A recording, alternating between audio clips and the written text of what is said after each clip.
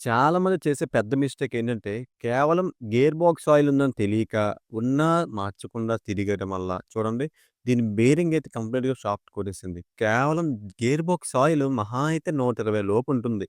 దానికోసం కకృతి పడి ఏంటి గేర్ బాక్స్ ఆయిల్ ఏయడం మానేస్తున్నారు. మానేయడం వల్ల ఈ గేర్ బాక్స్‌లో మనకి నియర్లీ 6 బేరింగ్‌లుంటాయి. 3 పళ్ళ చక్రాలుంటాయి. చూడండి ఎంత దారుణంగా షేక్ వచ్చేస్తుంది. మరి కస్టమర్‌కి తెలీదంట. ఆయనని తప్పట్టడం లేదు. బట్ మీ వెహికల్ మీకు స్కూటీ కూడా గేర్ బాక్స్ మీ స్కూటీ వాడితే ఖచ్చితంగా గేర్ బాక్స్ ఆయిల్ ఖచ్చితంగా ఏసుకోవాలి. చూడండి ఎంత డర్టీగా తయారైందో అసలు ఎంత దారుణంగా ఇప్పుడు కూడా నా లైఫ్‌లో ఒక్కసారి కూడా చూడలేదనమాట. మొత్తం 6 బేరింగులు గూడా పోయినియి. ఒక్క బేరింగ్ బావుందన్న మాట లేదు. మొత్తం 6 బేరింగ్స్ కూడా చూసారు కదా! స్పెషల్ బేరింగ్‌తో సహా మొత్తం అన్ని బేరింగులు గూడా ఎగిరిపోయినాయన్నమాట. అక్కడ చూడండి కొన్నిటికి బాల్సే లేవు. ఆ బాల్స్ ఏవయ్యో నాకు అర్థం కావట్లేదు.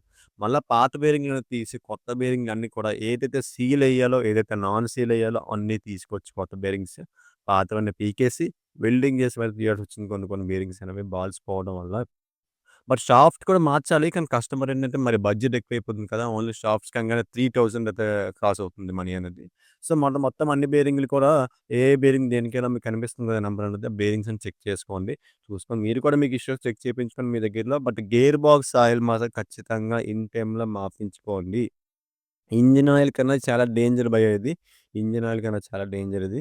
కేవలం రూ. 120 ఏయించుకుంటే గేర్ బాక్స్ ఆయిల్ నాకు తెలిసి మెయిన్‌లీ 2 సర్వీస్‌కైతే ఆయిల్ అయితే వస్తుంది.